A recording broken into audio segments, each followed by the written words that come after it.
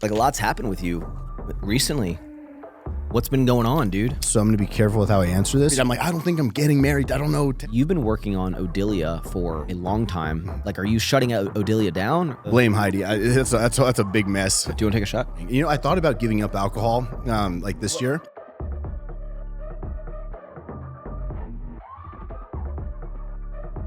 What does your investment portfolio look like to you? I wish I cared more. Are you broke? Yeah. I need gas money just to get home.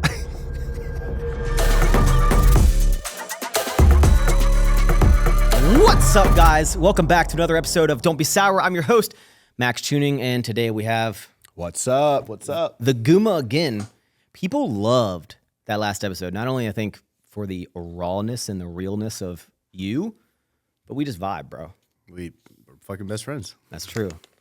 How you, like, a lot's happened with you recently. What's been going on, dude? Yeah, so Christmas, the whole month pretty much spent in Alaska, December. So went to Alaska. I get confused about what we did still because we haven't turned the papers in and shit, but it's like, Heidi wanted a photo shoot there in Alaska. And so it was just going to be a photo shoot. I was like, babe, that ain't going to just be a photo shoot. And then it turned into, what if we bring the paper? What if we sign it? What if we get that? And then it turned into her brother being like the officiant or whatever. Yeah. Mary and Jessica were like the witness. And then so like, I'm legally like married now, which is great. So you had like an Alaskan wedding?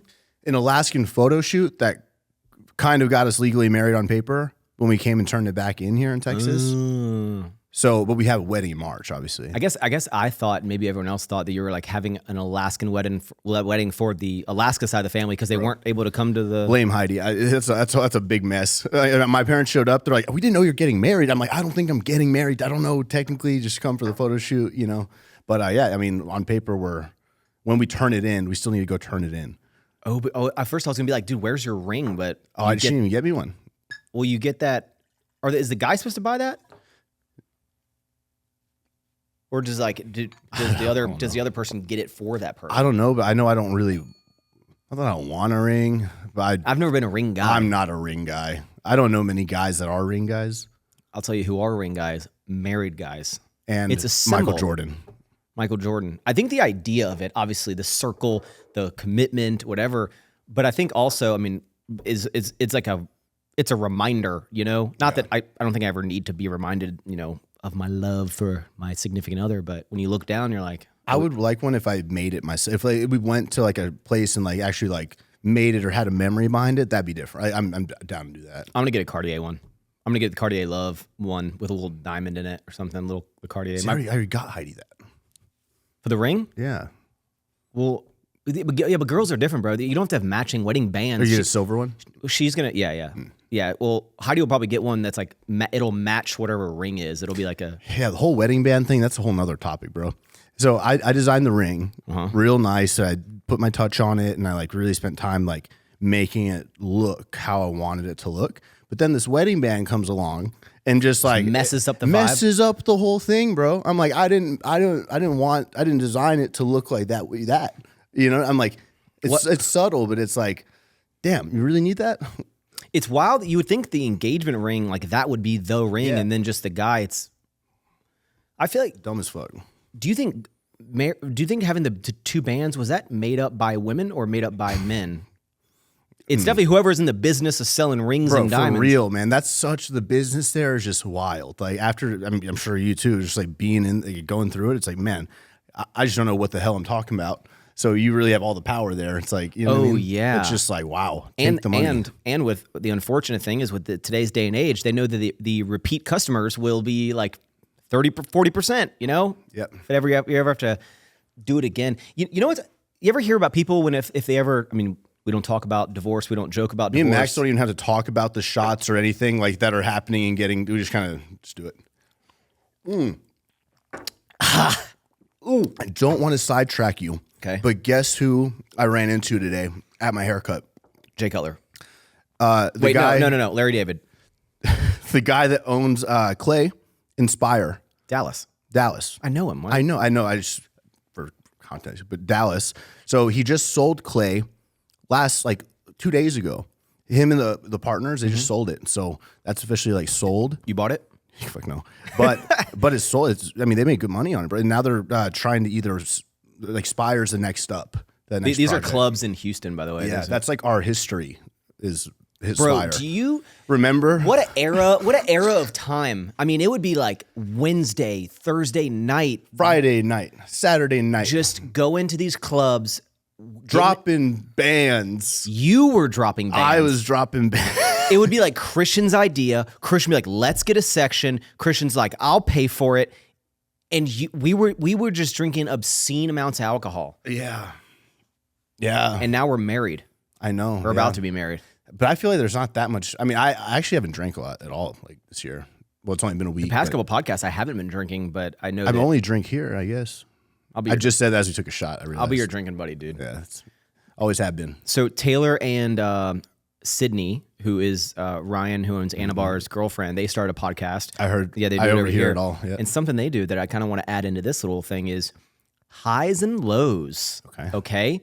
Now we could just do the week, or I mean, it's the beginning of the year. It's the 11th. So what has been your high and low of this year so far?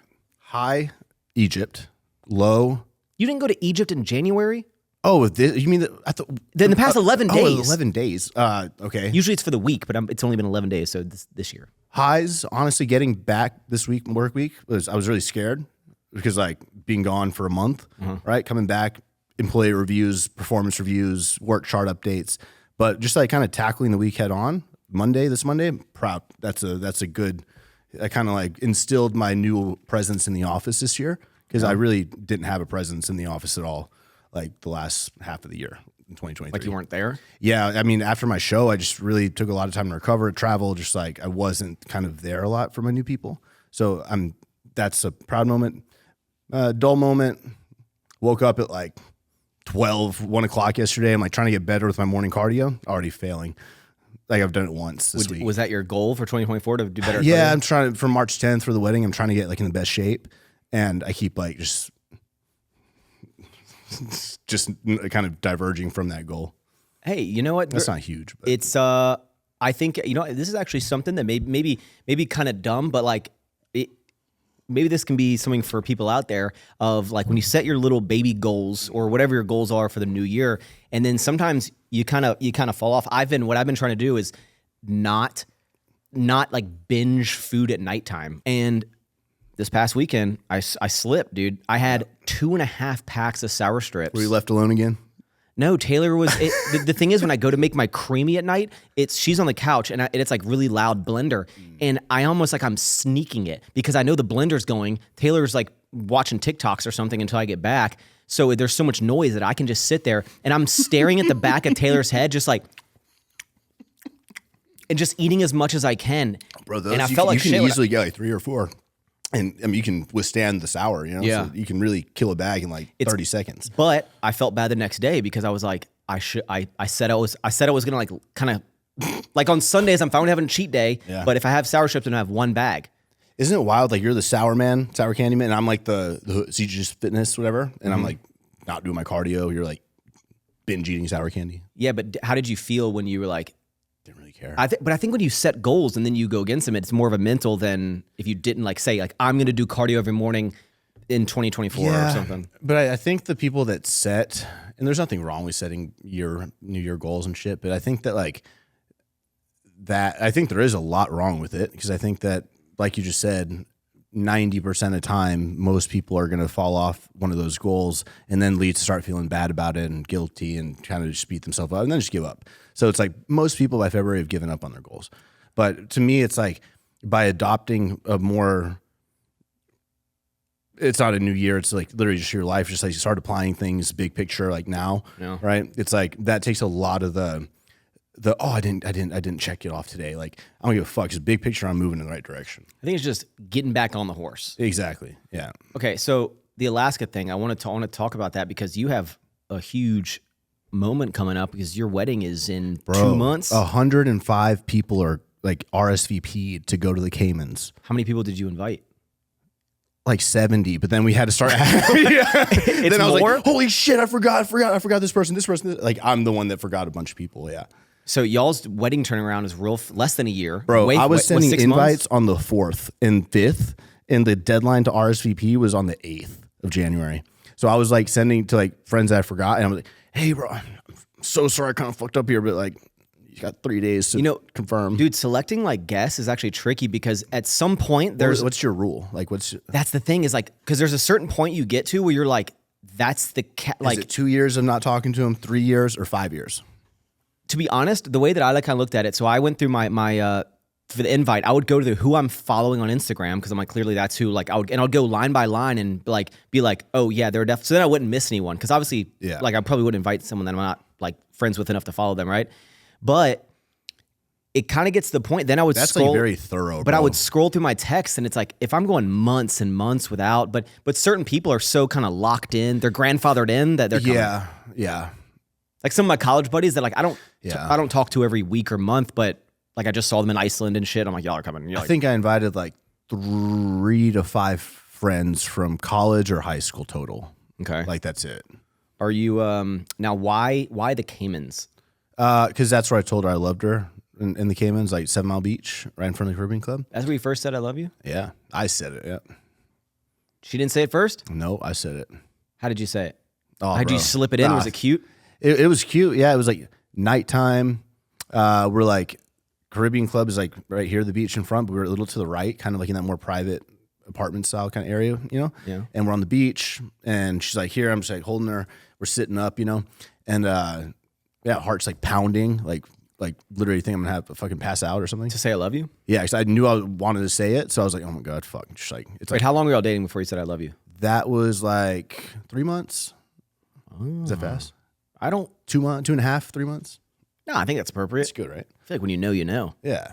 So I told her, and then she said it back pretty quick, but not like right away, you know? Like, She didn't hit you back with the I no, love you? not right away. It was like That's nice. it was like a 7 to 10 second wait. Yeah. You're just dead on the inside. I'm You're just like look around. No, this is not it. Am I wrong? okay, so that's what you said I love you. Destination wedding, which is good because it kind of... God, it's expensive, bro. What's the budget for the wedding? I don't think she want me to say. That's me processing and including someone else's. You see that? Instead of just saying it, I thought about it. Okay. That's progress. Over or under 100? Over. Bro. Oh, it's in the Caymans. You said that loudly. Bro, it's in the Caymans. So I didn't know that. You didn't know it'd be expensive? We didn't know that apparently just having it there versus having it here, you're already at like a 2.5 to 3x, like what you'd be spending here. And we have Hanny doing it. Yeah. Bougie.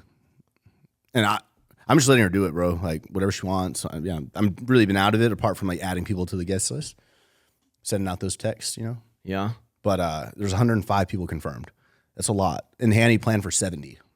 Because I was like, there's no, shit. I don't even have, in my head, I was like, oh, I don't know that many people. What can you, like, we don't, like, briefly, like... It's all public view on the website. Right. I haven't even looked at it. No, I'm saying, like the wedding, what's the theme? What's the vibe? I don't know. You don't know? I really don't know that much about it. I just know I'm going to look fly as fuck. I'm getting in shape. I'm going to be healthy and happy. Yeah. And I'm going to have my friends there. Yeah. And it's on the beach. We're coming Friday to Tuesday. That's it. Well, bro, I'm gonna be for like 3 weeks. Yeah, but not. It's middle of March. I know it's not summer. It's So y'all are gonna do the wedding, and then you're gonna stay there for 3 weeks. I think we're gonna get there like 5 or 6 days before the wedding week, weekend, whatever, and then like 10 days after. And you're just gonna sit in the water the entire time. Yeah, and drink. You know, I thought about giving up alcohol like this year. I've been thinking about it. No, I've been thinking because I get off Adderall and feeling so good. So it's like, and I'm not really drinking often at all. Like way less than any other year. Yeah. Do you want to take a shot? Yep. So I've been thinking about giving it up, but then I'm like, man, well, when I'm on vacation, I love drinking margaritas. Like I love it. Yeah. I don't want to be like I don't have I've never had like I know when I have a problem and I'm getting addicted to something. This is what people who have a problem say. But with alcohol, I really don't feel that. I really feel I have control over it, like complete control. I do it when I want. It's not like I don't need it. I don't rely. You know what I mean? I don't even like doing it that much, but like I'll do it to like have a good little time, but I won't take it too far anymore. You know what I mean? Even when I'm the type of drunk, very different than Max. When I'm drunk, I'll like you really won't be able to tell. You'll be able to tell, but like I'll hold myself really well and always like talk just the same. But I'll like 1 second, I'll go to the bathroom, like yak, throw up, and then come back. You'll never know. It's a little puke and rally, dude. But yeah, but you kind of fade. Heidi is someone who you would never. I've never seen Heidi really drunk, but I've seen Heidi take a lot of shots. Yeah, So she holds her composure. she does. I've never seen Heidi in like a state of like me where I'm like, like sleeping. No, in me the neither. club Me or neither. whatever. Actually, in the whole, I've never. Well, It's because y'all aren't drinking enough. well, she'll just fall asleep and then wake up and throw up.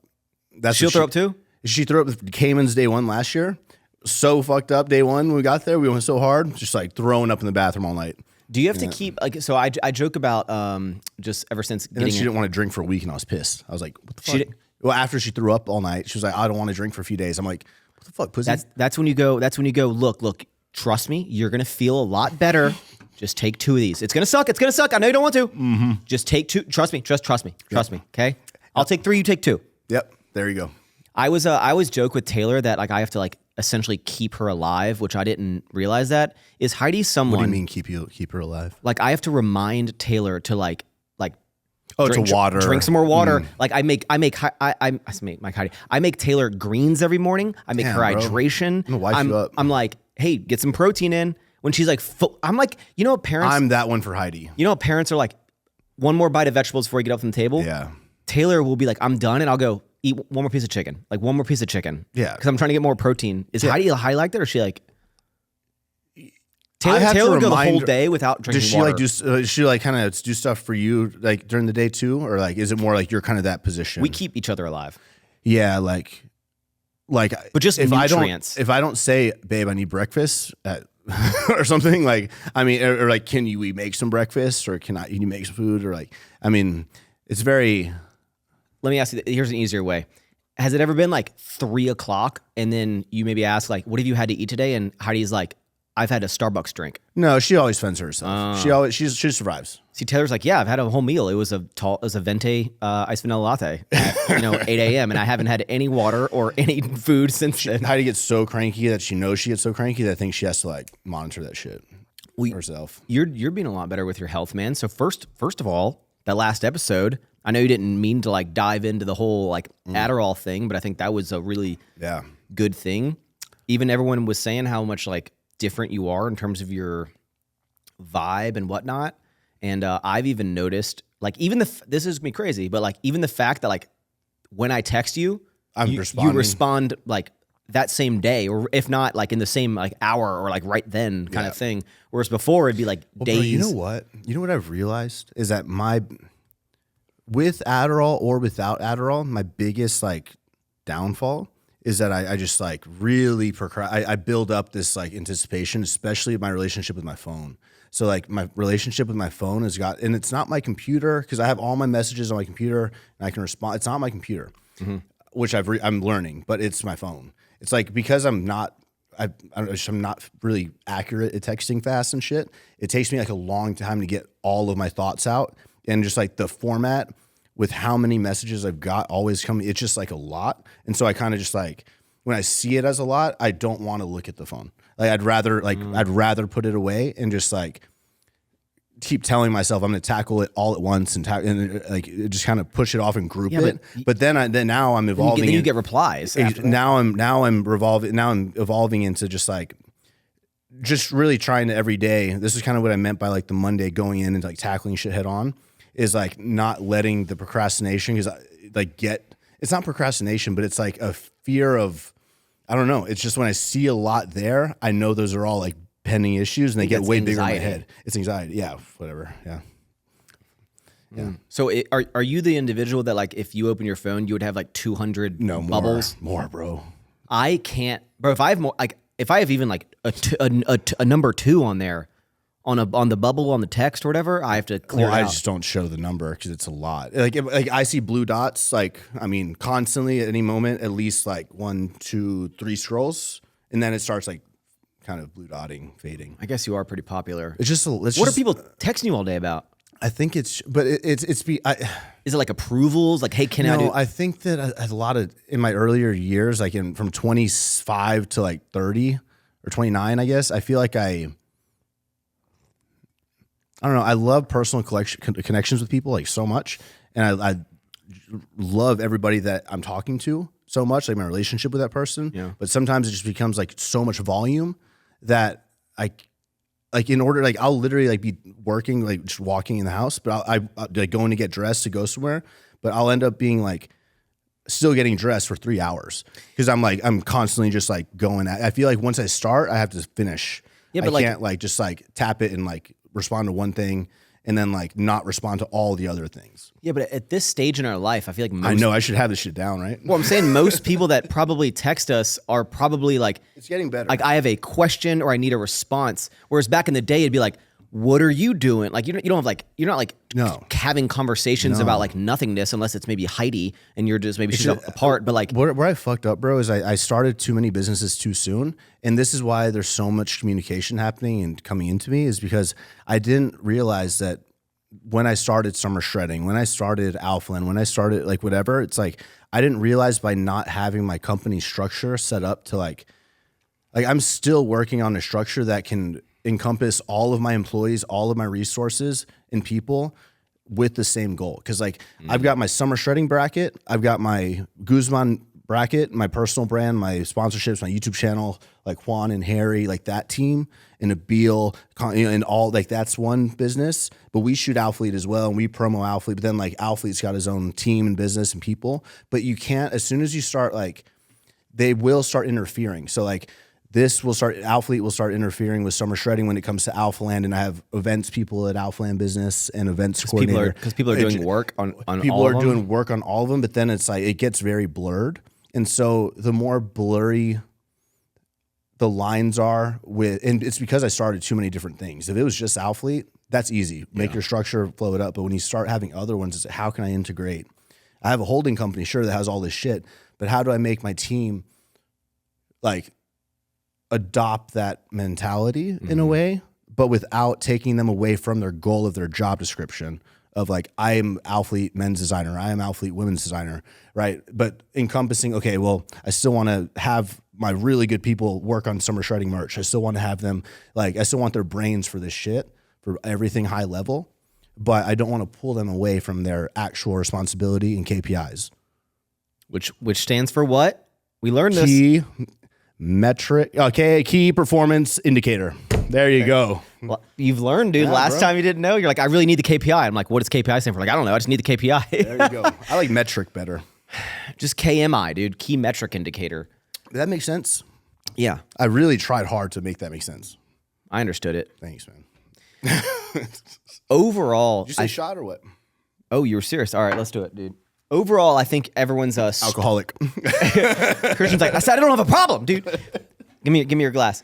I think overall everyone's stoked. You know, me, everyone around you, the YouTube audience is stoked to see you. I feel like in a much like healthier place. You can see it in your demeanor. I feel like there's some other like health stuff you're focusing You know what's on. kind of scary though, bro? What? Like as soon as I start getting like, and this has been a big like, because it's already 4 or 5 months off of Adderall. I'll stop what I'm saying. Take a shot. That's what that means, right? You know, one of my goals, 2024, is I've been having 2 energy drinks a day. I'm really trying to cut it to just 1.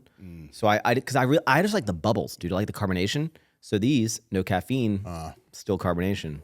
I've been doing the hydration every morning, and it's actually helping me a lot. Oh, I take the hydration every day. Like in the morning, first thing with a liter, bro. It's really. I take greens first, and then I drink like 16 ounces of the hydration. Yeah. You know, I feel like people don't drink often because they don't know how to take shots. Probably. Yeah, usually it's pre-chaser, shot, chaser in your mouth, swallow as you take a sip. There you go. Don't even taste it. Just do what he said.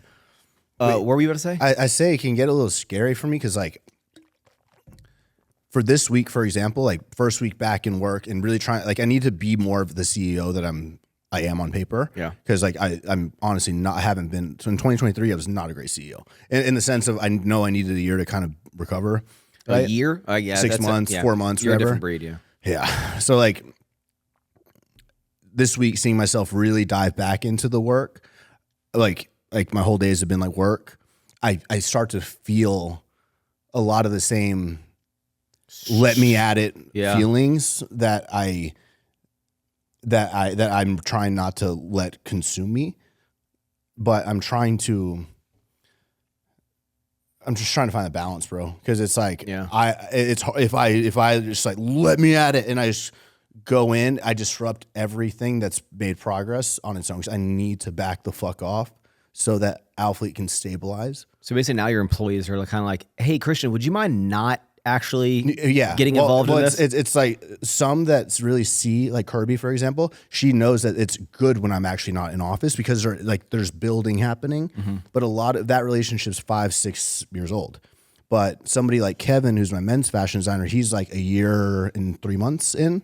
So like that doesn't need as much as say like Melissa, who's our women's fashion designer. But for example, with her, she came on right when I got kicked off on the videos like 7-8 months ago. So like I've had very, very little time to like build with her. Yeah. So it's each manager, each lead has like a different, just they're in a different spot, right? With their relationship with me. So like, it's very interesting, which I don't think I could evaluate this shit like 4 months ago. Do you ever think, so sometimes, and it's so dumb, but like a lot of times, like let's say I'm going into the office later. Normally I'm the first one in the office. I'm here like 8:30, usually every day, like 8:30, 8:45. But a lot of times I got something going. For some reason I need to come in later in the day. And I feel sometimes if I'm ever doing anything and I post it on my story and I know that my employees are at the office, because I know like a lot of them watch my stories, right? I almost like feel bad sometimes. I'm like, oh, Max is making a protein shake at 10:30 a.m. while I'm working in here. And sometimes I feel like when my employees are working, I need to be in my office. Yeah. Bro, that was me every day I opened at the office, if I wasn't the first, there's something wrong. Yeah. Like, what's wrong? Why am I not? Is that where you're at, you think? Leading by example. Yeah, for sure. Because I think it's not like all my work, and I think my team understands that a lot of what I do is not just me at the computer. It's like a whole package thing. Like the whole social media thing is a huge part of everything that I do. Yeah. But leading by example is something that I stress a lot. We have a lot of people in managerial positions here, and I recently had to have a conversation because they were like, we would have kind of some hourly people coming in like before the managerial people. I'm like, guys, we can't be having that. Like it needs to, like, you need to be setting an example that like there's a reason why you're in that position. So it's hard. It's a very, like, for workers that are like this work like versus a creative department manager or like a design manager who has a team that's like, I'm almost finding that I'm making my management now do work from home days, which like 8 months ago, bro, or even at the beginning of 2023, would stress you out. I would have been like, no, we need 5 days. I need in office 5. But for staff, yes,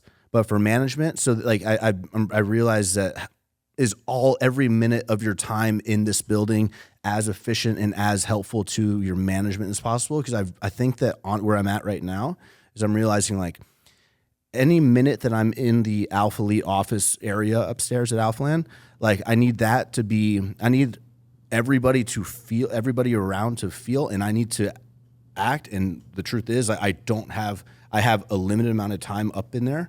And so I have a limited, like, I'm going to give as much time as needed to let everybody speak and hear everything individually. But like, I've answered, the CEO's like there to make executive decisions that the team needs help with. As soon as I get I get those answered, I got to get out so I can let them keep building with their team. It's like, as if the leader is like too involved there, too accessible, it can be hard to let the management and those people really step into the shoes. Yeah, I think being a leader and being a boss is actually one of the most difficult roles to evolve into. I think they're different things. Yeah, an example today. So Nick, who is the head of operations here, and he runs the ship in the warehouse. He does a great job. He's been here since day one. A key player in our business. And like today, I had like a door guy come to my house, so I had to come in a little later.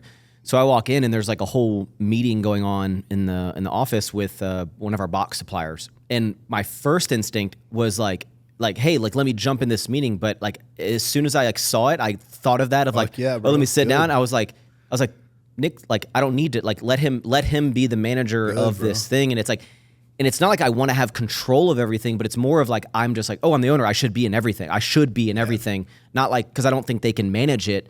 I just think that, oh, as the owner, I need to be in every meeting of every division. And as long as you start getting good recaps right? Then you'll be good, bro. We restarted. We tried the whole like Monday meeting thing for a while and we kind of fell off, but now we're kind of back on it a little bit. But now instead of me meeting with everyone in the warehouse, I'm like, Nick, who handles the operations, you meet with the warehouse, and then for 10 minutes after that meeting every Monday, you recap me on like what kind of went on, problems, solutions, and then I'm just like I'm like the big brain of big problem solving kind of thing, assuming he can't be. And everyone knows kind of like the threshold of like, I like to give everyone enough control that like, I'm like, hey, up to a certain point, like you can decide whether it be even buying things, like to a certain point, like you can decide if you, like, I trust you enough to make those decisions to buy it for if it's the betterment for the company. And then there's like, it's like this unspoken kind of threshold of like, when hey, do I ask for? Yeah. Let me see what Max thinks about this before I kind of pull the trigger on that. So. And so and now to think like next step, not saying you're stepping out of Sour Strip by any means, but like. No, I did the opposite. I stepped out of ever forward so I could step hardcore into Sour Strip. It's good that you know now it's a phase. So you have it's like now you know that, well, I think it would be maybe smart to kind of think of the next 3 years or 2 years, or say 4 years, because you said 4 years, do another 4. So 4 years as Max Tuning, as CEO, full on fucking Sour Strips as a focus, but with the intention of, you may not even need to hire a CEO because you can still do that role. But this is where I'm at, is like really being sure that I can still be CEO, but minimizing the amount that you're going to have to do by being sure that those managers are really taking control of taking ownership of their role. Do you think that a company can grow? Can you imagine we were talking like this 10 years ago, bro? I know. Jesus, we'd be so much further ahead. I wish I could hear this shit 10 years ago. God. Here's a question. Do you think that a company can go from 0 to $100 million with 100% of the employees being internally growing in that company? Or do you think every company at some point has to hire from someone from experience? I did 0 to 100 with no. So no one you hired was outside? No special. I try that here in Sour Strips. I'm like every single person that works for me has started like packing orders. Like no one has come in from some other company. I see your question. You know, from basically from the ground up. I'm trying to think of because the reason I asked that is like when you mentioned of like, you know, hiring a CEO, like as much as like I had this like you say that sentence and I'm just like I have this like qualm in my head, and some people are like, oh, qualm. I know what that means. A lot of people will probably like look at Ben Francis, Gymshark. They hired a CEO, right? Kind of like comes from experience, knows how to do it. Did he? Yeah, bro. Okay. Yeah, like I don't want someone in a suit to come in and like I'm like, no, I want to give the power to the people, but I also don't want to be ignorant to like limit our growth because I'm trying to be a cool guy and not have like outside help come into our company and who hasn't been here since day one to tell people what to like. I would feel bad if I had someone come in. A good route and then tell someone what to do. Make people level up would just be to bring in experts that as like literally like just consultants. And I say this by now, but like we're doing great. Like we have a great team. Yeah, like we talk like this, but also at the same time, like things are fucking thriving for both of us, I feel. So, but you always have to be on the lookout for what's next, efficiency. I mean, I think you're doing it perfect, bro. Really. I mean, how many people does what's his Nick? How many people does Nick have underneath him technically? It'd be 20. It'd be, I mean, well, I guess technically under him, there'd be like 5, and then technically the warehouse manager would be in control of everyone in the warehouse, but ipso facto. That number for like, I learned this from my HR people, but like the number that direct reports like a person could safely handle is like 7, 8. Yeah. But then as soon as it gets more than that, you really want to start looking at making another umbrella underneath that person. So like, Nick, big circle, 5 branches off, and then you have like the people that are packing, right? And that's what we're doing. Yeah. But then you go Nick, and then you go 1, 2, but then their category, and you subdivide up Nick's the warehouse. Instead of saying warehouse, you say receiving, outgoing, or whatever. Like, and then you give outgoing a department to a person that Nick's responsible to manage. But they have their own team, so then you just level. It's really just tiers and layers to the work chart. Yeah, bro. Literally, the work chart has been like the org Jesus chart. Fuck, bro. That's been like the last month of my majority of my day probably, because there's a lot that when you're at the end of the year when you have a company and like you're doing your performance reviews and stuff, and I didn't even know how the fuck to do a performance review. First off, I don't, bro. I'm still figuring that shit out. But like, and then giving bonuses and increase. It's really. Should I be making notes throughout the year? Oh, they did great here. It's like they that screwed cost up me there. $14K. I'll remember this on this day. I need you to sign that you just cost me that. Like, it's always going to be a battle of how corporate versus how in-house you want to keep it feeling. And I think that the truth is, like, for each business, it's going to be a little different. For sure. So I really think that like, and a lot of times you have to sacrifice big revenue goals, big revenue numbers if you understand. Here's the thing: a lot of people don't understand that you could be sacrificing a lot of internal culture, which eventually will reflect and show in your product and your brand, right? But I will say, like, when I want to go back to because I said I did 100 like without that.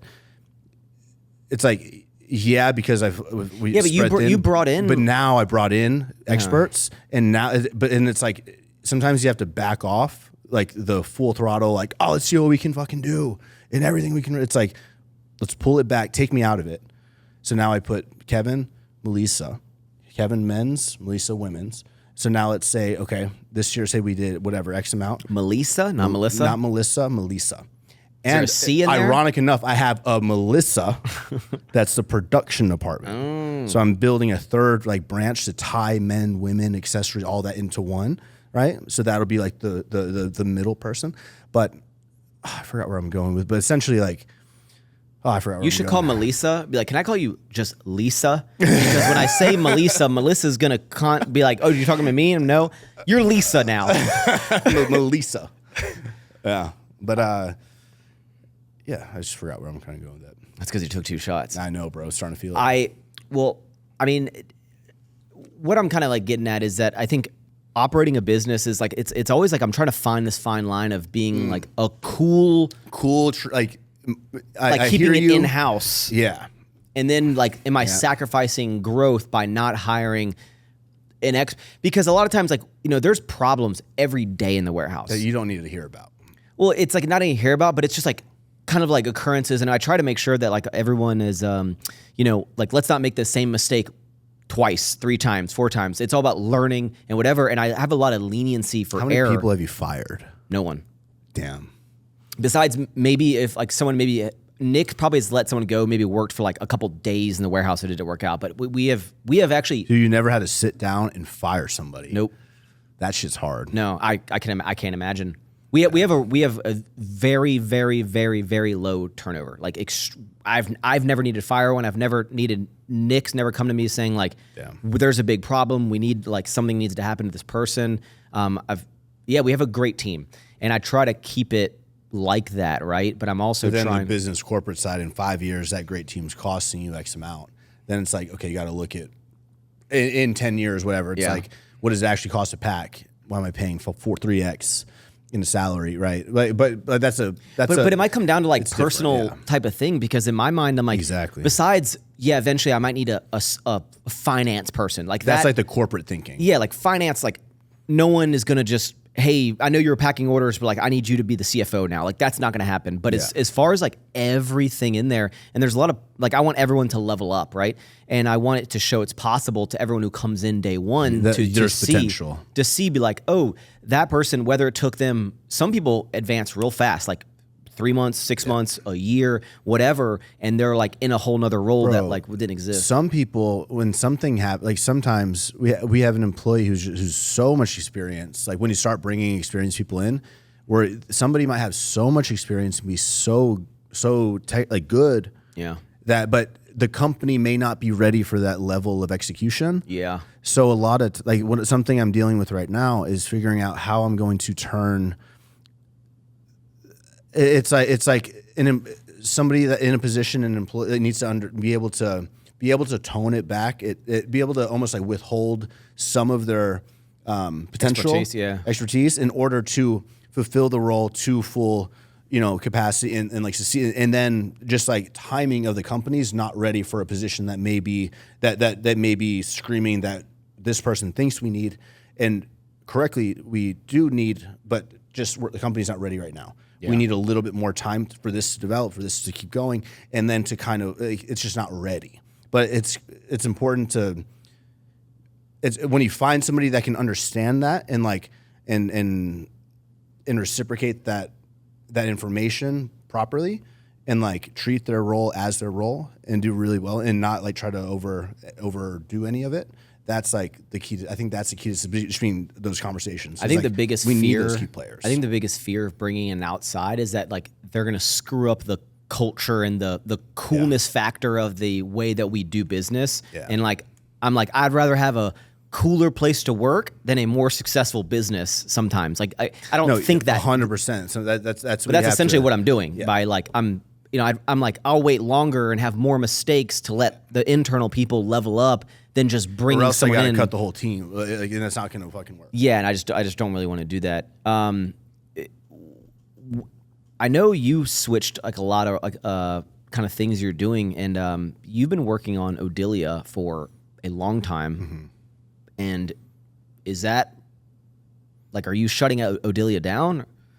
Because how long has Odilia been like? 5 years, 6 years, 7 years at this point. And when did you start really teasing 7 it? 7 years I bought the domain when my mom had cancer. That's when I bought the domain. And this is Odilia is a lifestyle, like a extension, an extension of not an extension. It'll be a fully on its own, in its own category, premium luxury brand. Okay, but I guess before we dive into it, why? I understand, like, and this is I will say this is a decision that I announced. Like Odilia, this was 5 years ago, 6, 7 years ago. That was me thinking. Is different than it's very different than me thinking now. So I'm going to be careful with how I answer this because I did make it a goal to launch a company, right? Yeah, that's gonna do 100 million in revenue. I didn't say what that was going to be. I mean, you set big goals all around. I know. Why? You know how many videos I did first year? I was pissed. Bro, 10 years, 1,000 videos. Guess how many I did year one? With with my prep. 7. 98, bro. I didn't even hit 100. That means I got to keep this shit up for You're doing better now. We'll get to that later. With Odilia, I guess my first thing is before we even talk about the current state of it or what the future looks like. I can answer. Yeah, okay. I'll answer you direct when you want. But like, when you have a successful clothing brand, like why in your head were you like, I should start another clothing brand? This is exactly why the 30-year-old me is like, what the fuck, you idiot? Like, bro? why wouldn't you just have alphalete Premium or alphalete Luxe, like as a whole nother? Oh well, because Odilia was supposed to be like jean jackets, graphic tees, jeans, like. But like alphalete, did you feel alphalete couldn't be that? I think you'll dilute alphalete to the ground if you do that. Because alphalete is such a core as a fitness. It's a athletic company. Okay. Right, it's Alphalete Athletics. It's an athletic company, athletic wear. Now, I think one thing that, just knowing who the fuck you are is very important with branding. And I think that like with Alphalete, I want to make and that's not to say like a hoodie that's crossover to lifestyle or like athleisure or whatever. And I always think of Lululemon as like that athleisure sort of like, because the men's, they got like chinos and they like you can wear it out, but I would never fucking buy that stuff. Yeah. I go to Lulu for their shorts, underwear, and like maybe a top, a seamless shirt. Okay. So you felt you had to separate it. It's like, and I looked at Lulu and I was like, I don't like how they did that. I think that that really blends. And then like, you're almost like targeting, because the fitness demographic is so everybody wants to look better, become better, blah, blah, blah, right? Everybody does. But if you associate Alphalete to a certain look of outerwear, or not outerwear, but like real life wear, right? If like, for example, say 3 years, when we're clubbing 4 years ago, if Alphalete had this line out, and it was going to be called Alphalete EXP, Alphalete Experiments, right? I was going to experiments, all this stuff. And I was going to make whatever the fuck I wanted. But when you start building out those lines and they lose the hype of one item, whatever, and they start becoming like a set-in line, it's like, does that look, is it like streetwear? Is it like the Max Tuning chino with like button down? What does that look like? Because I didn't like what Lulu made that look. And I'm always evolving my personal style. Well, it's kind of like if you wear a polo that is a Ralph Lauren, you're like, okay, I can go out, do whatever. You could have that exact same polo, like the polo design of a shirt, right? But it's a Nike polo. It's instantly like a sport. It's sports. Yeah. Like it could be the same shirt, but you're like, why are you wearing a Nike polo to Mastros right now? Yeah, I guess the ceiling, the cap for like just starting fresh in its own category, there's no limits there. Like I can like the cost, it's just a whole different thing. But yeah, like to answer the question, I put it on hold. That's the answer. I put it on hold. Odilia. So Odilia is it not was shut ready down. to go for 2023, but because all this shit in my life is not lining up with me just being able to handle anything more, I put it on hold. So I'm storing everything right now. And as much as this, I've never talked about this before, but as much as it sucks, I had to decide to dispose of a lot of the products I had already created because they were sitting and costing me money when I'm not prepared to drop the company. So they were completed? They're done, bro. Yeah. They're done. And I didn't get rid of all the clothes, all the styles, Yeah, but there's why? some style I had to completely, and a lot of those bulk fabrics I'm putting in alpha because I'm not ready to take it and market it and actually like endorse it right now. I gave myself 10 years, but I made them. I think in one video I said it's going to drop in fall 23 because it's been done and ready to go. So why wouldn't it? But the answer to why is it not releasing is because I am, as a human, not ready to take on more. Why? So I'm going to revisit when we are. Why is someone who's had so much experience in clothing and at a high level, like not just someone like, oh, I work with an agency, like, I mean, you're measuring booties, like you're in the business. Why did Odilia take so long? Like you would think it'd be like in a year I can have this ready to go perfect because you have all that knowledge. Now I could, but when I'm 25, 24, with as much scatter. Seems like so long ago, doesn't it? Bro, yeah, it does. God. But now taking a different approach. Well, I don't even want to say now. I want to say like in a year when my alphalete team and those. That's why I really need to fucking find out how I'm going to make everything structure up into one big umbrella. Because all of these things in one, I'm now that I understand the power of investing into really strong people. Yeah, I need to be sure I'm using those people in the whole fucking picture.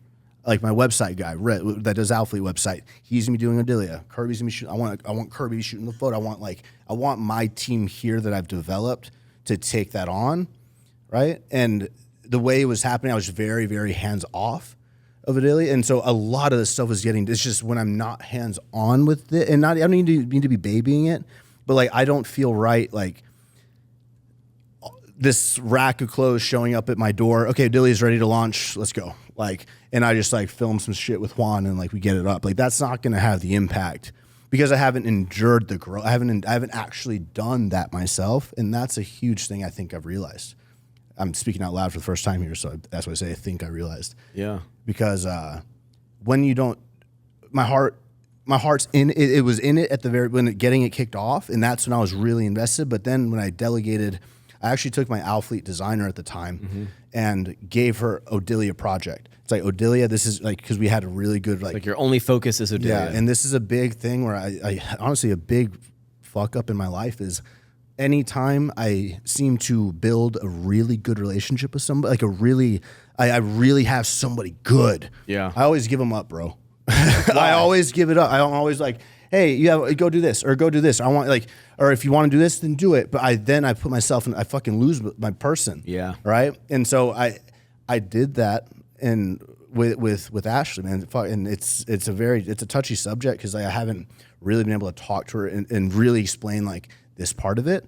But it's my bad, right? For kickstarting her and initiating her to do something, while then over the course of years realizing, damn, I am not ready for this shit because of how, like, then Alphaland happens and this, I'm leaving text on red. I'm not answering shit. I'm being a terrible CEO and I'm letting it burn down.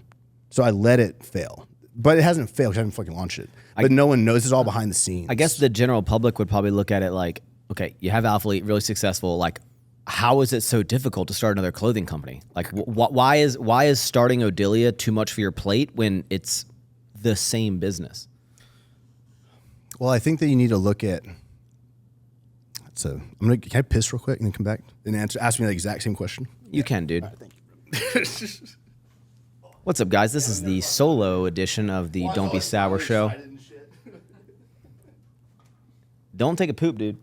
What was the question? I have a really in-depth answer for this one. So it's going to take me a bit to compute it. But. Okay, so I think the question was, if you have a clothing company at alphalete, you know everything about it. Like, why does it take so long for like why is having another clothing company that's in the same kind of realm, same but different? Like, why is it too much for your plate?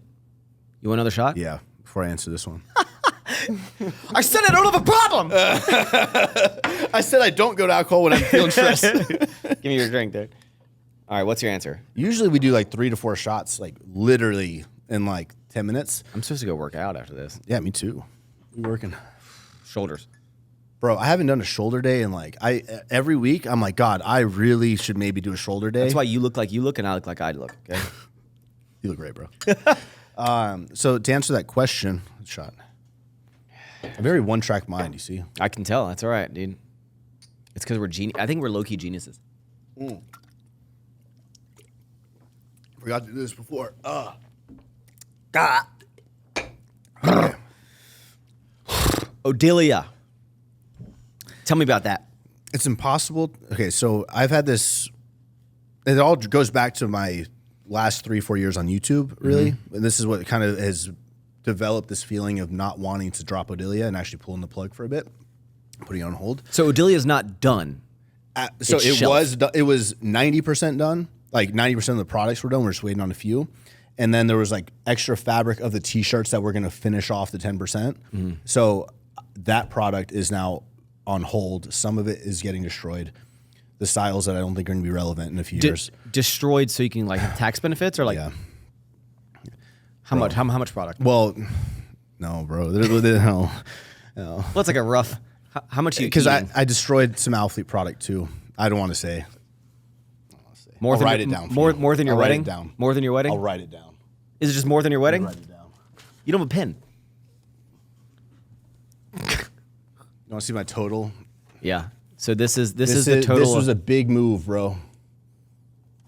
You knew that. Oh! Yeah. And then I paid this in taxes. For what year? This 23.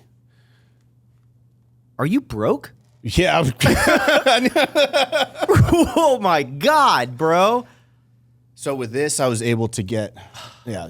So now that you've seen that, you can kind of understand some context, right? You invested a lot into Odilia, A bro. lot of that's Alphalete too. Okay. But when you're not if I'm not in a healthy space to be able to launch a company, Yeah. right? We know what it takes to launch. You actually have to genuinely be in it, right? And invested in it, believe in it, all that. The campaign, all of that needs to really be like your brain, or else it's not going to succeed, period. But for me, I realized that over the last 3-4 years with YouTube, with my channel, it was like, bro, I hit 1 million subscribers June 2022. That was that old channel you had, right? The whole channel. Okay. So June 2022, I hit 1 million, right? But the 3 years before, 3 years, bro, 998. 990 to 1 million. Christian, I've been in the 300s for the past like 6 years. Maybe you bro. should start a new channel. No. I'm at 53K in incoming, brother. I still think you're dumb. I still 53K think you're in dumb. incoming.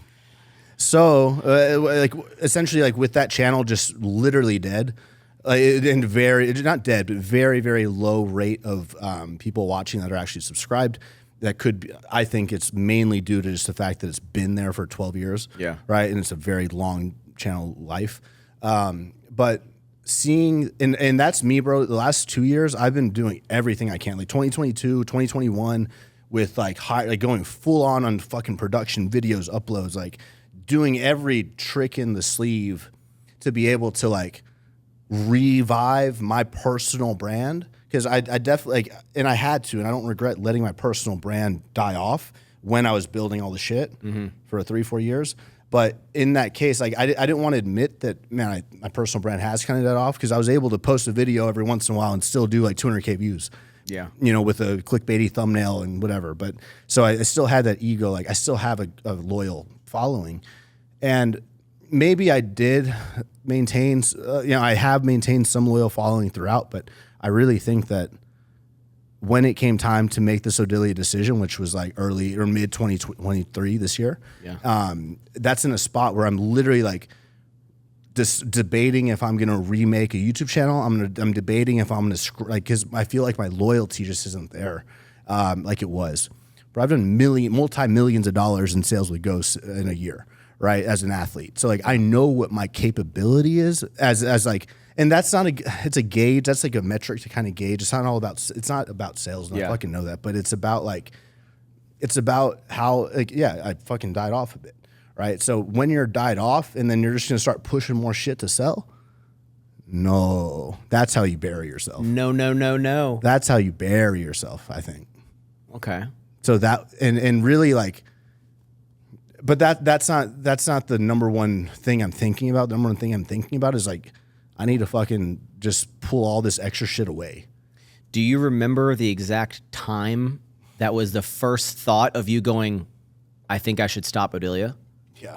Like, what was there had to been a moment, like, was the first time of like, I don't think we should do this. And it probably took a while to get to like it actually happening. Getting me how much I put in. When they say it again, when the accountants were finally able to, this is how much you're in with Odilia specifically. You said it was just you want too that heavy? Number? How heavy? Oh yeah, no. It's a lot. All these numbers are like, just think of like a really high number and then like double that number and then double that number. That much invested into the company before it even launched. So I said, fucking put a stop to it. Oh my God, bro. Yeah. How do you have this much money? Well, had. What do you do? What do you lots of expensive lessons here. Are you like how are you? I want to hear your thoughts about money, actually. When you think, I don't care about money. When you think of money, like what does money mean to you? I wish I cared more. Like in what do you mean? Like I'm not like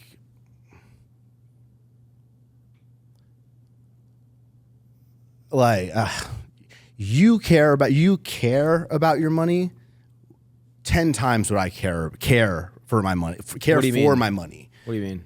You like, I didn't grow up with money ever, but I've never had a problem making money. Yeah. Like when I was 16 and got my driver's, I was already doing guitar lessons one-on-one, making like $60 a day, 4 days a week. Mm-hmm. At 15 before I even had my driver's license. Yeah, you're crushing it. Like I was always kind of like making, so it was never like, I always like I was always really quick with it. Like, I don't know. I never like would save 80%, chuck it away, never touch. Like I would do that kind of big goals, but I'm a much more, I just enjoy like kind of doing the stuff. So I don't care what it costs. Have you ever been broke? No. Well, broke. Oh yeah. Broke. Yeah. That's when I had to sell my shit at the pawn shop. Remember? What? Bro, when I got a speeding, this is before I started. Oh, and you called your mom to ask for money? Okay. I needed gas money just to get home. I was stuck 5 hours, fucking gas station. Yeah. And then I got a speeding ticket on the way home from college. And she like transferred like $25, enough for me to get home. Mm-hmm. And then I had a speeding ticket worth hundreds. And then I didn't have any money. This is like 20 years old or 19 years old. So I fucking went to my brother's room because he was already like in high school. He was in school. And stole all the DVD. I took all his DVDs. You sold them all? I sold them, bro. I went to the pawn shop right on Avenue E, next to the old gym, Easy Pawn, and I got like... Wait, the one that's still right there? Yeah, bro. And I got by like the gas station? $47.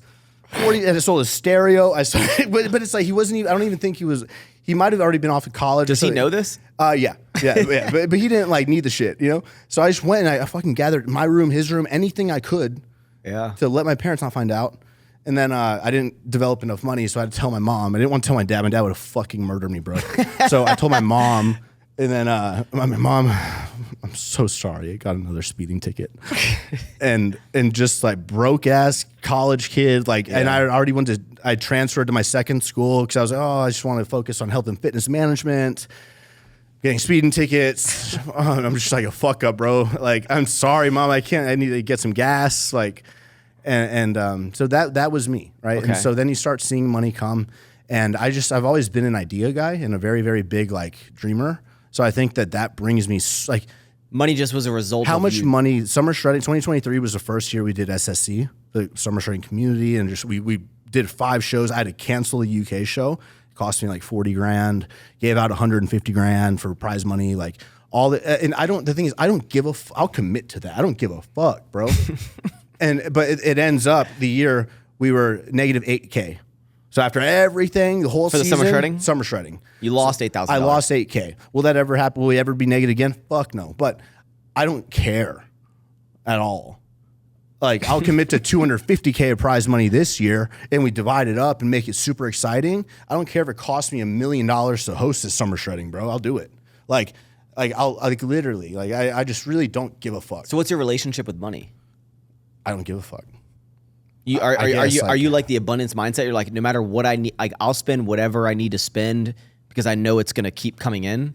It's hard because it's evolved for sure. My thinking of it now, right now, in the time of my life where I'm at, my focus is really on making all the buckets that I already like pre-assigned when I was like in my 20s, all the businesses. Now it's going to be, let me just get the system straight. Let me get the structure straight, which takes years and years. And let me be sure each individual thing is actually going to become profitable. And then once I can actually, and let me be a good CEO to each one and find if I can make a way to make it all one umbrella. That's where I'm at right now. And I need to see now that I actually have a good gauge, like I wish that I had a better gauge of, because I've been through so many accountants and fucking HR teams and shit, bro. I wish I could have, like, from 2015 when I started alphalete, we did 10 million, 4 million, 4 million year one, 4 million, 10 million, 20, 50, 80, 100, 70. That's our history. So essentially, but our margin, I wish I could track our. But you did 122 or 20? 122, and then 23 we did 70, but with more margin. Did you do 100 or you rounding up? We did 102, rounding down. My man. That's such a douchey clip. God damn, that was such a douchebag clip, bro. Oh my God. But yeah, I just want to make each one, like, I'm totally, like, bro, we did 100 million, 102, but at 11% margin, took home 10 mil or 11 mil. So it's like, what if I let alphalete develop and actually really like let it become its thing? Even if it lands at 50 or 60 mil, bro, with a 30% margin, okay. So let that one go, not go, but like let it form into itself. Let summer shredding become find its form, right? Start making a little bit of money. And Alphaland is actually the one that is interesting because that one, I just hired this guy that did a lot of work. He's our new Alphaland GM. His name's Nick, but he did a lot of work with Lifetime, like over his whole career, and like fixing and just really going into facilities and making their team stronger and more profitable and all that shit. So I brought him in, and it turns out we did some crazy numbers, 10 point something million year one. With Alphaland? With Alphaland. But for a gym, that's for a fucking crazy. Gym, and this is the thing, like the margin. This includes clothing sales, though, right? Clothing, and retail's a big chunk. How much is, like, what percentage? 30%. Okay, that's actually lower than I thought. Like 35% maybe. So you're doing like almost 70% of just like gym day passes, snacks, and that's without any sort of knowledge, no salespeople, no nothing. So like that, the Alphaland actually is showing like the most like potential. Well, right now, I mean Alphalete when we fix it, of course. Yeah. That one, then Alphaland, then summer shredding, then like whatever. But it's gonna stay whatever until I get my shit ready and primed. Like personally, my company, my people, everything. So it's one big like kind of decision.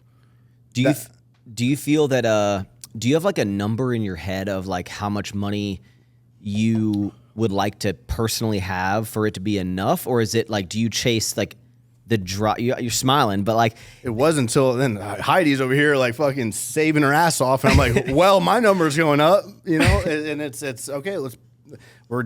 I guess here's a question. Yeah. Like 10 million was a number before. 10 million. So that was my number before. So, you know why? Because Joe's dad told me 10 million. So Joe's dad, Steve. How did he word that? Like this is why you need 10 We're million. outside of Alphaland. I'm like, Steve, I don't know what the fuck to do. I don't know what I'm gonna like. He's like, I'm just gonna work out. You know, this is Joe's dad. Joe's dad's way cooler than Joe. Like way cooler than Joe. Dude, Joe's dad. I would love. Joe's dad wants to come on the podcast. I would love that. Joe's dad wants to come on the podcast. Joe's dad's the one that he would come like train at Alphaland, like when I was building it, and we just chat. Yeah, because he like Joe's dad. Just so you guys, if no one knows, Steve self fucking made. This man's a carpenter who fucking lived out of his truck, building the shit with his hands in his truck. A cabinet company, sleeping in his truck, building it like from there to a fucking like one of the largest, like my cabinets are Benedettini. Yeah. That's fucking dope. Respect. And he toured me through his facilities and like all this stuff. Yeah. And I've seen that, you know, my lowest where I'm like, oh my God, like my eyes are bloodshot and like freaking out. Yeah. I went to go visit him one time and I saw him like that. I was like, brother, it's okay, man. I know what you're going through, man. Dude, Steve's great. Like Steve's a fucking I'm gonna get him on the boss. pod, by the way. Joe's dad is coming on the pod. Boss and major inspiration to keep me in track in my low times for sure. But what was I saying about Steve? He told me 10 million. Yeah, why 10 million? So we're sitting outside Alphaland and he's like, you know what, Chris? How much money got put away? I'm like, I don't know, like 3 million, whatever, like 4 million. He's like, okay. This was maybe even before Al. This was like years ago, like when I first was meeting the guy. And he's like, you know what? Get to 10 million, put away in an, like not working capital, just 10 million, put away in an account, you know, getting a 4, 5, 6% a year. You can live off that shit. 600, 500, 600K a year, pay your taxes. You got 250, 300, whatever. You're good. You can comfortably live off that. Right? Not even comfortably, like you could essentially, like you're not private jetting it, but you can do whatever you want, whenever you want. Yeah. And you're never going to run out of money ever. So I've felt that way already for years. So your goal was to hit $10 million. Well, like me personally, because I've done properties and this, it's like I got lines of credit and shit. Mine's a lot more foggy and like it's more long-term. I like to say I'm more long-term kind of like put in money, you know, and want to see it kind of come in. If I were to sell everything, I'm like that old money kind of deal. Heidi's like just a saver, bro. Heidi, like, she's got minimal expenses and cash and just saving. So it's like a really nice mix. We have no prenup. So I don't know if she cares if I say that, but I have no prenup. So it's like we're looking at her big pot, which is what I want. Like, that's my person. Yeah. We're fucking good, bro. We're good. And we're only going to get better. Yeah, no, 100%. Do you think that the number... That's no motivation, though. Like, it has no impact on what we're doing. Yeah. Zero. Like, so you're more driven. I mean, once you get to a certain point when you know you're like, I know I can make... I know I'm not going to go broke. I know how to make money, regardless of what the business is. Like, I'm not going to be on the streets anymore. Or not anymore. I know I'm not going to be on the streets. Like, so are you more driven on money at this stage of your life, or are you more driven on just longevity? Yeah. Longevity with I want to see a business go from crazy, wild, sell it, whatever, to healthy. Like an actual healthy business is something I haven't built yet. Well, everyone just thinks that like you want your business to just like, I need to 100% growth year over year, which is not manageable.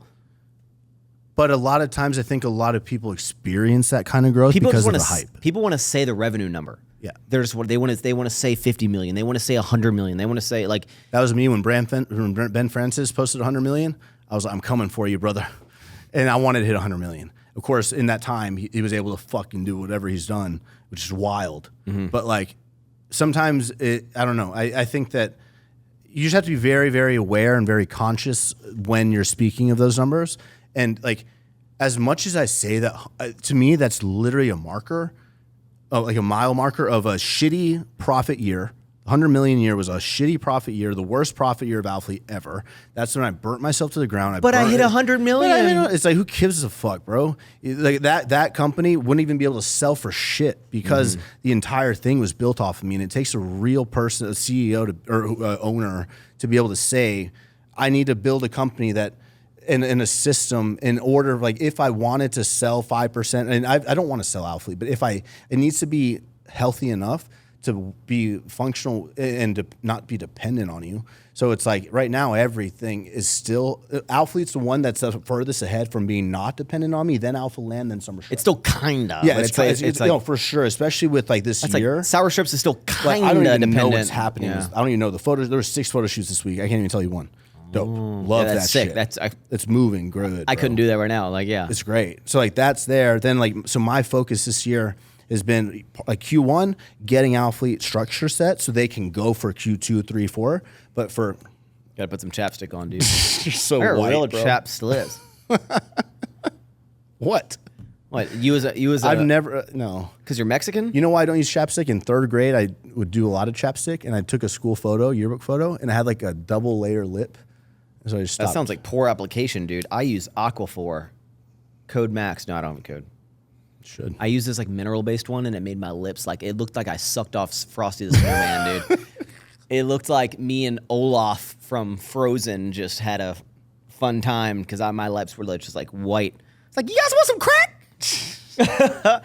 So there's no dollar amount that you're gonna like hit that you're like, I'm out. It's more like love of the passion of the game. Yeah. Okay. 100%. Now in the finance space, I have some questions that I just want you to I want you to answer these yes or no. Like you know what they are, what they stand for. Terminology is probably not gonna know none. Okay.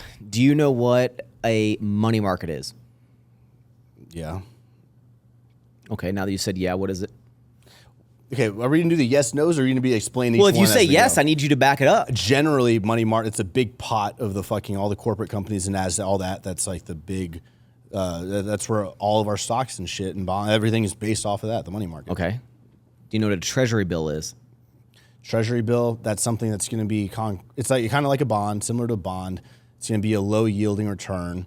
It's gonna be like a 2 to 4% return, maybe. But I don't know exactly. Like I don't know what the technical shit is. But Okay. It's like long term, short term. There's different types of treasuries. What does CD stand for? I don't know, but I have a CD on my house. I own, Okay. Certificate of deposit. there you go. That's right. Do you know what IRA stands for? Nope. Nope.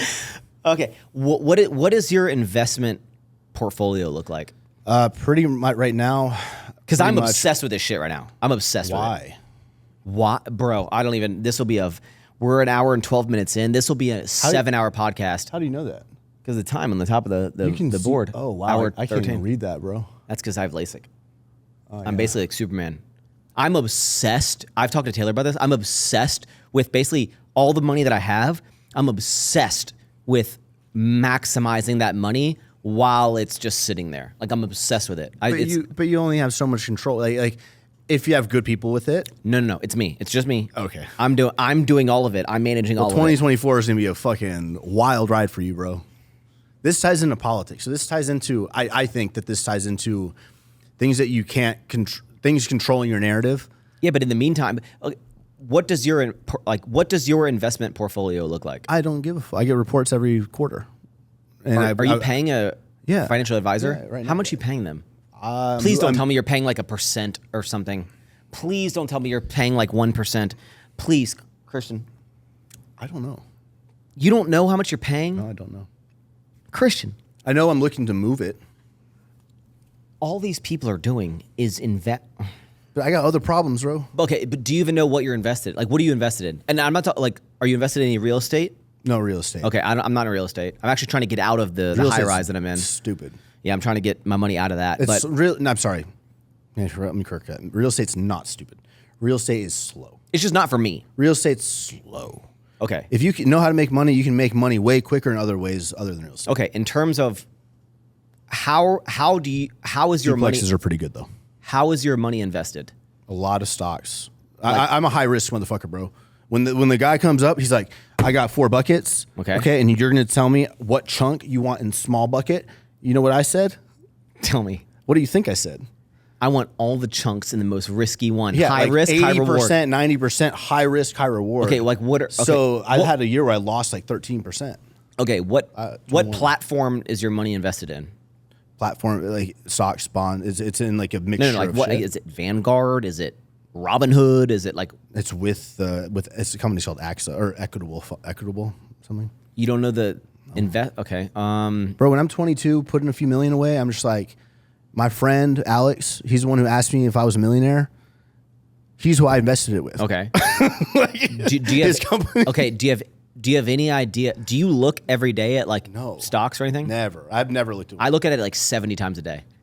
See, I from my thing like that, I'm getting too into politics, especially with everything coming up, and I'm like, I'm spending a lot of time on this now every day, but that's one thing where I feel like I don't have a lot of control over. Okay. Kind of similar to like, Do you know what stocks you're invested in?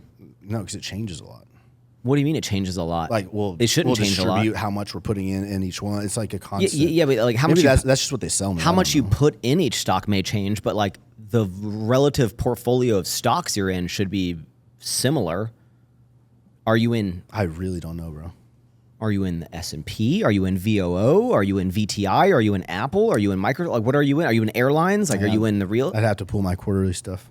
So you have no idea where your money is being invested. No, but now that Heidi and I are getting married, we want to trust move it. everything into one pot. So we're really vetting out this next person that's going to take that over because that's a big pot. Christian, you are an actual idiot if you are paying like someone like a percent, even 1%. I'm saying when I say a percent, I mean like 1%. Well, get this. Last year, I given this wasn't my friend Alex, it was somebody in that company like $900K to just add into my pot. So you just said, here's $900,000. Here's $900 to add in. Get this shit, bro.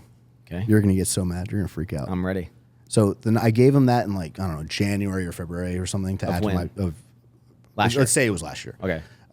And after that, he got the $900K, and of course you can't just like dump it in that day, right? But you could, but apparently after I gave him that, he internally decided that for 8 months, 9 months, it just wasn't a good time to put the money in.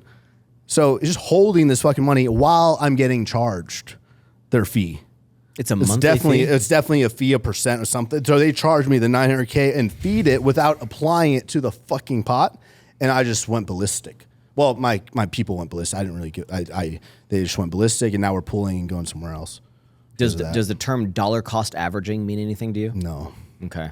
So you don't know when I get the big pot, right? And that's probably when I'm going to do I'm going to go deeper into it. But right now, it's just like kind of sitting there for a long time, not really. So in your world, you're just like, I'm invested in a lot of stocks, but I have no idea what stocks I'm invested in. Yeah, but the percent of money that's in that is not. It's like not relevant to the working capital of anything. So like, I'm just way more concerned with that than I am at all with like that. First of all, you should know where your money's invested. I know I'm making it's 6-7% last year. But So you have no all idea. I need to know. You have no idea. Okay. That's all I need. I mean, it's one strategy, I guess. Yeah. Okay. Now I'm assuming you have. I would like to know per quarter what we're at. Okay. And then have some say in like how risky, how safe I want to go. I mean, you're paying your guy probably tens of thousands of dollars to send you a report. So I'm sure. Yeah. Bro. You want to do mine, bro? You can do it yourself, bro. I don't have time, bro. You can have it on auto. You can put it in the S&P, or you can do it in a bunch of things. Yeah. Oh my God, bro. Okay. Now I'm assuming you have a large chunk of. I don't need to know the amount, but like you probably have like just a bunch of money just as like cash, like that you like your savings account, checking account. But the goal is to get when I get all this shit moved over into this new like manager, and so we're gonna get like the fucking head honchos of Goldman Sachs. Like it's like you don't need to. I want with that. I don't know. I don't trust myself to do that. Maybe I could hire someone really fucking good, pay them a yearly thing. Bro. I would love to hire one person and fuck the companies, but like bring that in house and fucking have them do that. Pay me, and I'll just put your money in the S&P 500 every month. That's where I'm invested. I know Under Armour, Apple. I'm pretty sure like the kind of the basic shit. I don't know why Under Armour. That's bullshit. Jesus Christ! Why the fuck am I invested in Under Armour? Oh my God. Okay, bro. Okay. So here's the question. So in your just cash that's sitting, is it in a high yield savings account? Bro, my back end is this is my struggle. That's why all that. Do you look at your bank account on like a daily basis? Not anymore. No. Okay, so the money that's just in your account. Okay, just like in. Well, I have different banks, bro. Okay, it doesn't matter. One bank's like idle, so that money I'm waiting until I get this guy set to move it over. Let me structure this a little differently. When you need to buy a new $12,000 restoration cloud couch, whatever account you're pulling that from is probably a account that has a good amount of money in it. Is that account in a high interest savings account? It's not. It's just in what bank are you in?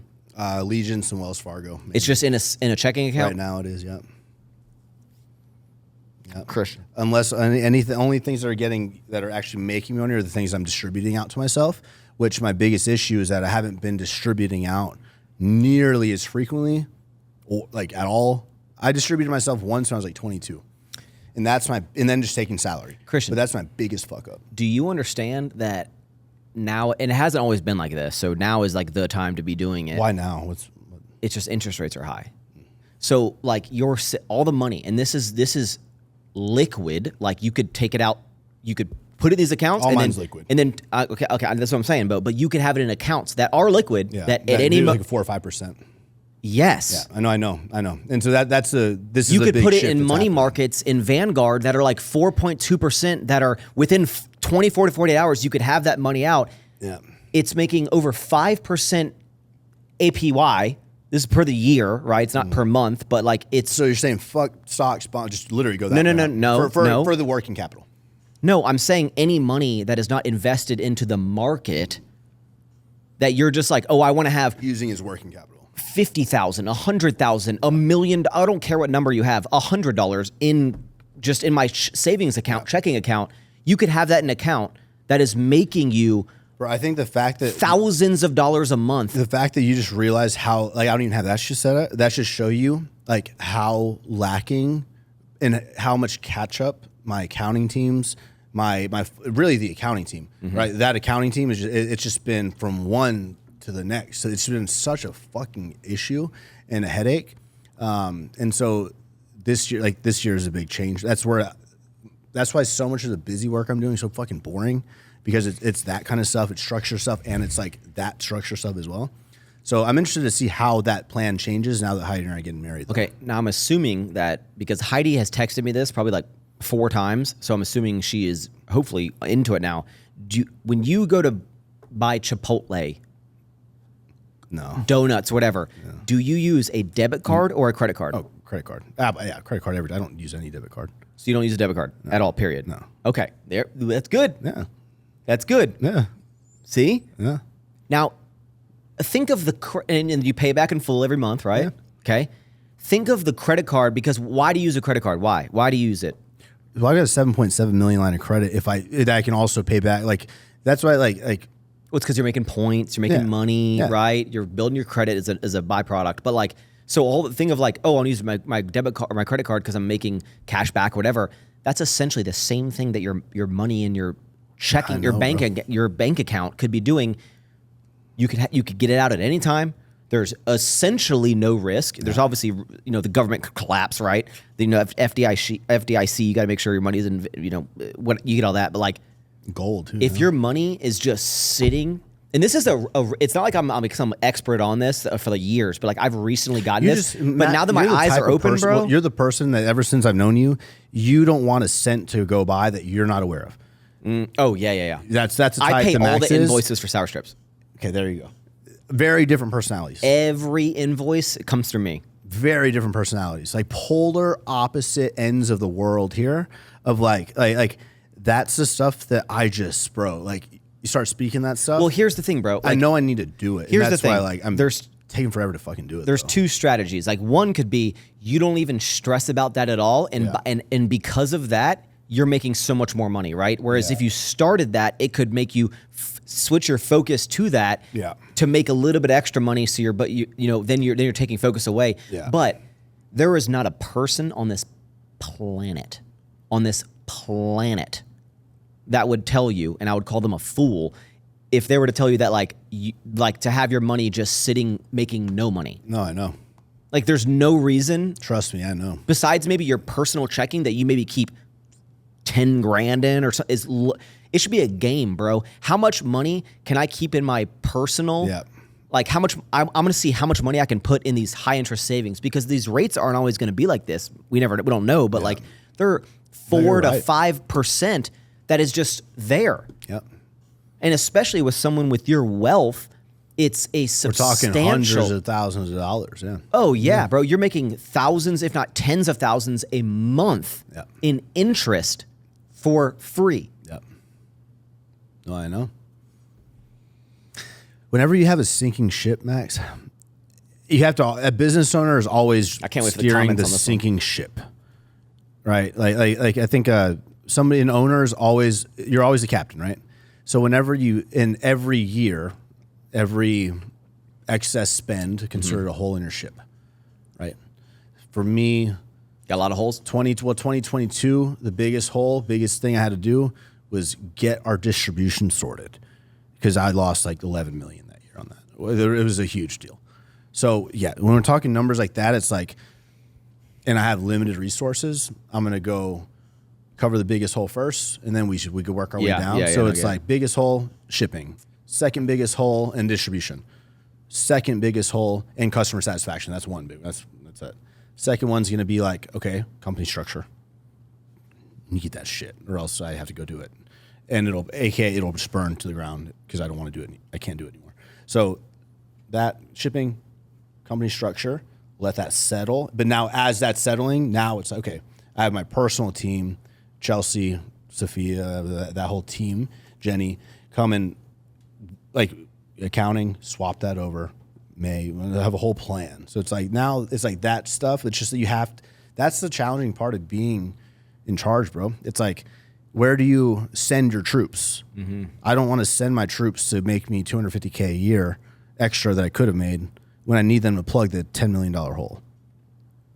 And I can't bring more people on because it just naturally takes the time to like, you know what I mean? So it's almost like cost of doing business. But here's the thing. For me, the but whole, I wish I agree with you though. The whole reason I say that, and it's more of like a overall statement, because you're no dummy to making money. Fact. Like you're a very successful man. You're very successful than 90+% of the population in this earth. And like, so you trying to add more even thought, stress, whatever to your plate to make an extra 5-10 grand a month may to you be nothing, but it's more of just understanding. Never nothing. But we never use that. But you don't want to like take away. Yeah. To try to make, but you're actually sacrificing more money because now you're spending time going down these rabbit holes when you're like, I don't care about losing this on the person managing it because my focus is over here. But I think you also should be just hyper aware 100%. of the ease of doing simple things really to maximize. Easy. Yes. Just like yesterday, I sent Max a picture of his creamies in his freezer. Mm-hmm. I go, Taylor make you those or like? And I said it takes 20 seconds. And what do I do? I'm like, babe, Taylor makes Max all these creamies. No, I make them. Well, she makes them as well. I told Heidi, I was like, babe, Taylor makes them all these creamies, you know? And so she makes me the creamies. Well, dude, you know, financial health is like a super important thing. But when we started this pod, you mentioned your hair. Yeah, bro. So people been on you about your hair. Yeah, but how's it look? It looks better right now, right? Did you dye it? No. If it looks blacker. So you get this. So essentially, what have you been doing? So part one of me healing my hair. Wait, what was the problem? Well, it all started. I had like bumps. It was red. My whole scalp was red. So red, and like the back, like the cowlick area. Like, well, no, on my neck, like I would break out really bad. Uh-huh. I've always. I thought it's because you sweat so much. Yeah, me too. And so that breakout, and then I started breaking out like just like it was there, like here on the cowlick area, really bad, bro. Like, and it got to the point where my whole scalp was like I would touch my head, like just touch it, just and everything would hurt. Like my whole head would hurt. Were you wearing a lot of hats? You're a hat guy. I started wearing hats because it started looking bad, and I'm like, okay, well, this is definitely. But I would try to let it breathe as much as possible. If I'm filming, I'd put a hat on. Yeah. Like if I was sweating, if I'm not sweating and do my hair, it's okay. But as soon as I start sweating, it looks like shit. So essentially, there was this like layer of like buildup. It seemed like it was like I was breaking out, but also like kind of like scabby almost everywhere. Did you go to the doctor? Yeah. So in my hair, my Anita's been telling me this for like. I mean, she's like, Christian, you need to fucking go to the dermatologist, like every single week. Every week, bro. And every week it just seems to get pushed back. Like you don't like doctors, do you? No. When I first moved to Texas, I remember you told me you hadn't gone to the dentist in like forever. And I was like, bro, you need to go to the dentist. No. You're like, my teeth didn't hurt. I'm like, you need to go to the dentist. I only go to the dentist when Heidi's mom makes me go for teeth cleaning. You should go twice a year. No. You should go to the dermatologist for, do you have any moles? I don't know, bro. So anyway, my story, where was I? Where was I? Bumps on your head Bumps hurt. on the, so my head's like very sensitive, right? Okay. So I go to the doctor, and this is the second time going. Like I said, the first time I don't think they diagnosed it right. So, and the medicine wasn't helping. It made my hair worse. What'd they say it was? They said it was, I don't fucking know, bro. They gave me like 6 medications to start applying. And like, that's way too many fucking, I don't know. I freak out when I get too much at one time. Did you think it was just like acne or? Yeah, like acne. But then when it started getting sensitive and red, I was like, okay. And Anita was saying because of this buildup, it's causing my hair to not like grow out, right? So like would start looking really bad. So step 1, get rid of the bumps and get rid of the redness. So I've been on medication, like a pill twice a day, and like a serum. When did you start? Like 25 days ago. So I've got 5 more days. Okay. So now I don't have any bumps on the top or so in it's the back. Worked.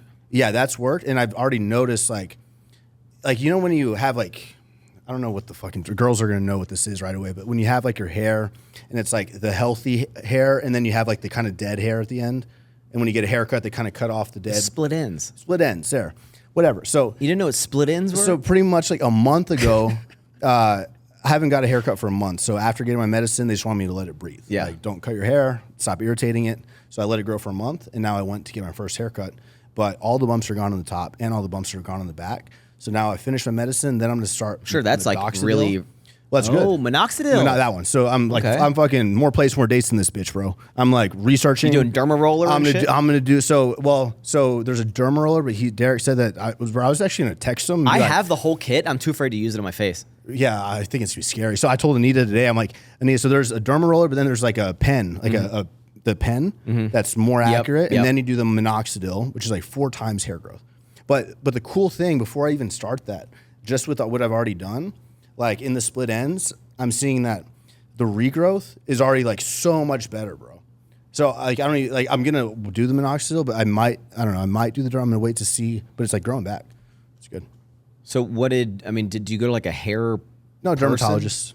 Do the comments get I to don't you? want a hair transplant, bro. Why? Do the comments get to you? Because I see a lot of the. No, I mean me looking at in the mirror is getting to me. You know, especially like it seemed to really get bad this year. Like it's just thin. Is that? Yeah, but it's like I think it got thin because of all the buildup and shit. And so now it's like, okay, that's healing. Now let's see what it kind of regrows. And I'm not going to get close cuts on my areas anymore. Why are you against hair? Like not against it. Not like flying to Turkey to do it, but like. Well, I just haven't exhausted all the methods of like natural ways to improve it. You know, so it's like I feel it's kind of. And honestly, with whatever I had, the scalp stuff, like I couldn't go and get a hair transplant if I wanted. Like hair won't regrow with that shit, so that has to get treated no matter what.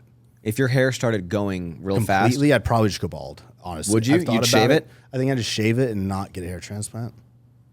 I don't know. Why is that? I don't know. I really that's one where like I want to see what happens. I'm kind of going as I go. I'm open to it, but I know like the hair I don't know. I mean, it's probably like a sensitive thing to talk about, but is it like when you see the comments on YouTube stating things that you already know? Yeah. Like I would be like, guys, you don't think I fucking know this is happening? Like I don't need you. Yeah, I mean, I don't really like. I thought you were my friends. Yeah, I don't look at. I mean, I don't really like. It never really gets to me like that. Yeah, that's good. I'm like I told Anita today like. I've never looked at my, like receding hairlines. Like I've never looked at my, like I noticed my hair thinning over the last year, but I've never noticed like, I've never thought to myself, oh, I wish I had this like straight or so. I've never like, and even when I look at myself in the mirror, I'm not like, with my body, it's a different story. But like with cosmetics, you're like I have body dysmorphia, like body crazy. dysmorphia, like a motherfucker, bro. But like with like my face or my, like I don't know, my skin or like, I don't know. I'm calling it's whatever. Like I'm not really, whatever. Like my hair is probably gonna go, so whatever. Have you ever gotten Botox? Once. Yeah, didn't expect to do it, but it went away in like a week, 5 days. What's your skincare routine? Nothing. Just like water splashing on your face. Yeah. Do you moisturize? No. Speak in the mic, dude. Yeah, I gotta piss again, bro. I'm not gonna lie. I gotta go again. You gotta pee again? Yeah. Sorry. Oh my god. I'm like spinning in the circle, bro. This man's bladder is like a racehorse.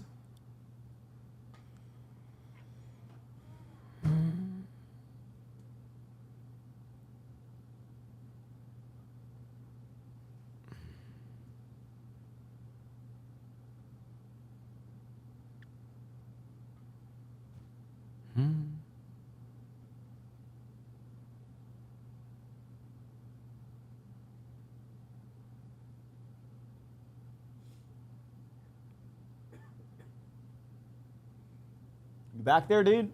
Yeah. We're almost done. I'm gonna wrap it up soon. Good. It's good talk. You think the good conversation? He opens up a lot on these. Yeah, it's good. I feel like people see a different side of him with this. Yeah. And this sign will be lit up during the episode. Don't worry. It'll look good.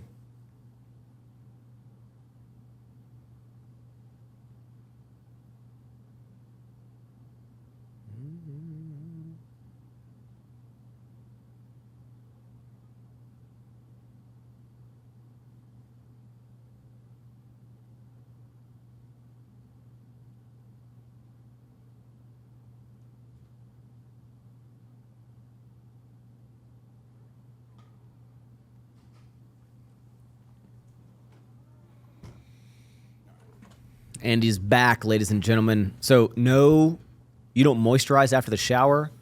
No, eye cream? Heidi will sometimes put stuff on my face. So whenever that happens, I just Look, let what it y'all happen. do in your private time is up to y'all. Okay. Yeah, I don't really know. I don't know. I need to start. Where'd you get? When'd you get? Yeah, you should. I mean, moisturize for sure. You got Botox? Like where? Just here, once. So I was at. So I went with my assistant because she was. And we had to work, and we were just like working, and I was like, I'm gonna see how it is. But then I sat down first, and I fucking went and I did it. It feels like Rice Krispies are cracking, like. And you hear like.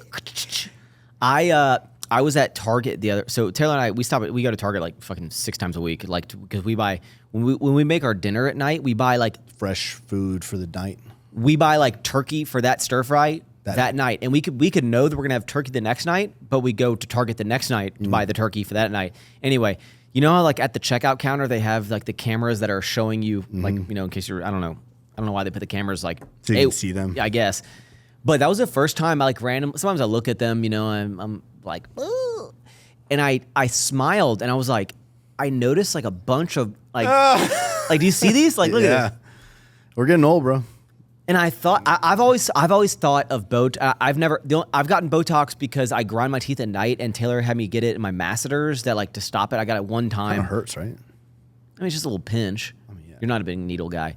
But like, do you think Botox, this is stupid because in my mind, I think Botox is something that girls do, and it's not a natural thing. We need to start doing Botox for sure.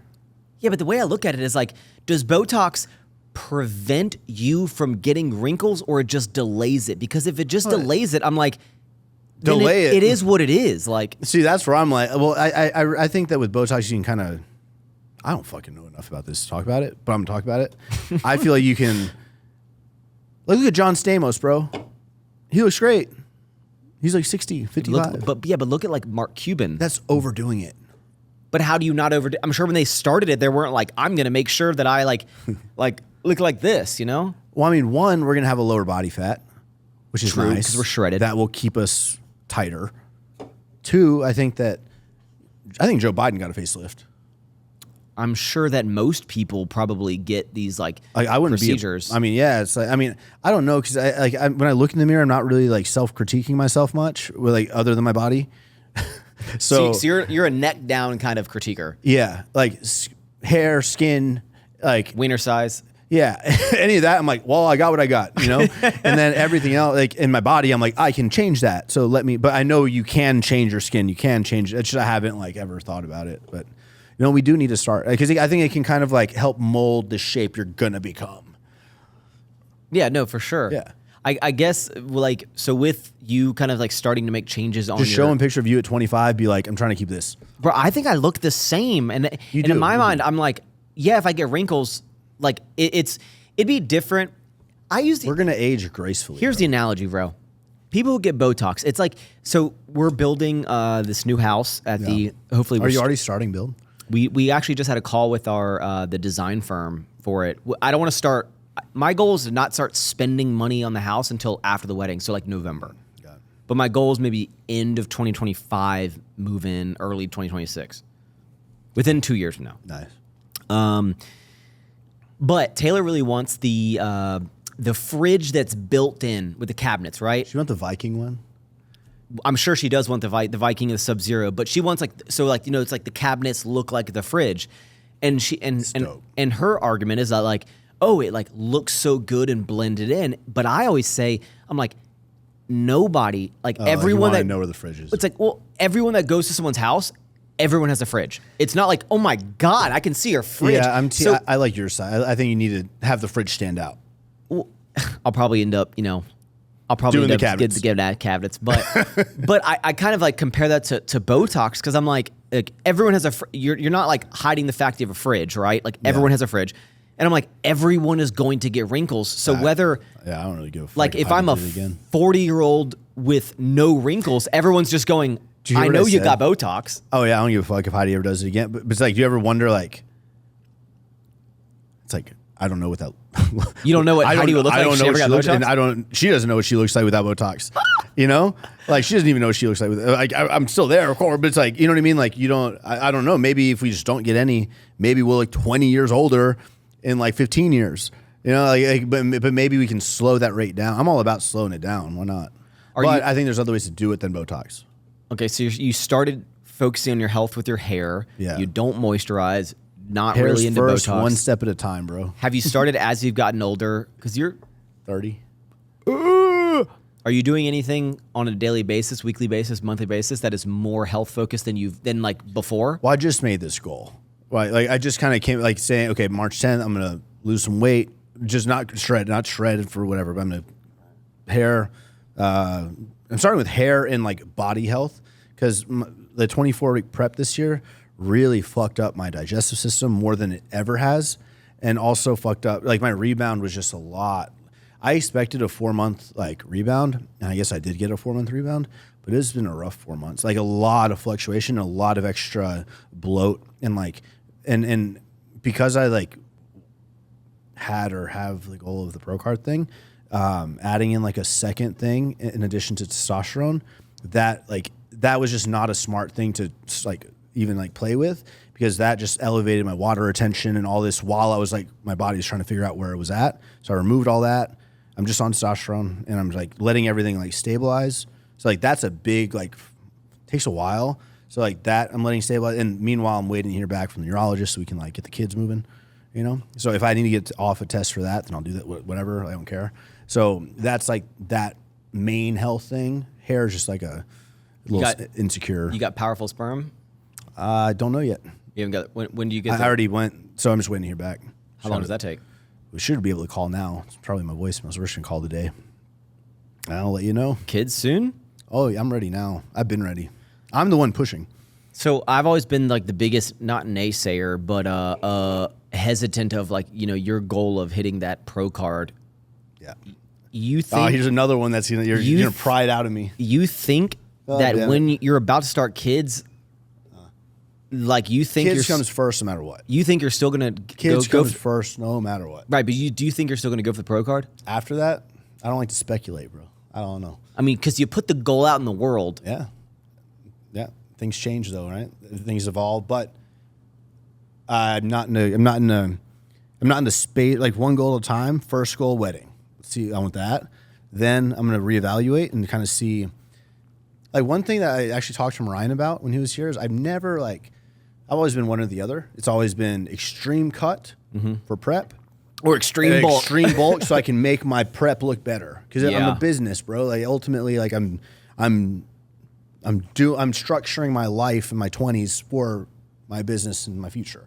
So of course I'm gonna fucking diet more frequently than I would have if I wasn't on YouTube. Of course I'm gonna be like I'm gonna do more like and just like not live the ideal lifter timeline, whatever. But like I'm willing to do that. But I think that now it sucks to got 5th place. If I would have got like 10th place, bro. If I would have got 10th place. You got 5th place twice. I got 5th place twice. And it's like, that's my first time ever trying. That's and like, essentially 10th place. Essentially 10th place. But it's at the two big, and I fucking look pretty good. Well, but it's like, here's the thing, bro. And I know I can win without just doing it stupidly, but it's going to take me longer.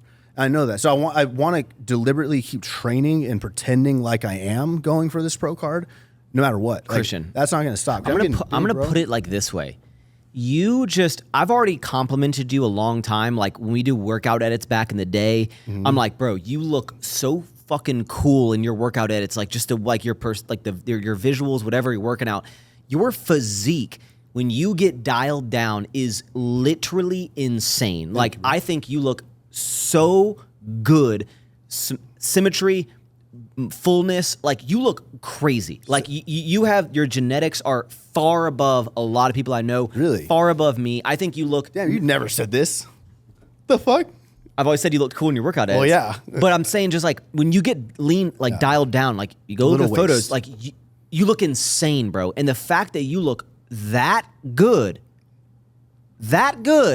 and still get 5th, should be like.